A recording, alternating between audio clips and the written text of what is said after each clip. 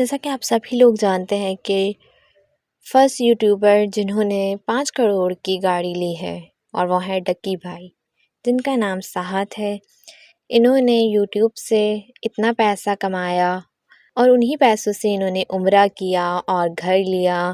اس کے بعد ان کی شادی کے بعد اتنی قسمت بدلی کہ ان کی ویڈیوز جہاں 1 ملین پہ جاتی تھی وہاں 2 ملینز پر جانے لگی اور یہ ڈیلی ولاگنگ کرنے لگے۔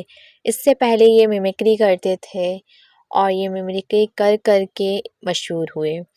انہوں نے اپنا ایک نام اور مقام بنایا یوٹیوب پر اور اللہ تعالیٰ نے ان کا ساتھ دیا اور آج یہ اس قدر امیر انسان بن گئے ہیں کہ انہوں نے 5 کروڑ کی گاڑی جو ان کا خواب تھا انہوں نے پرچیز کر لی۔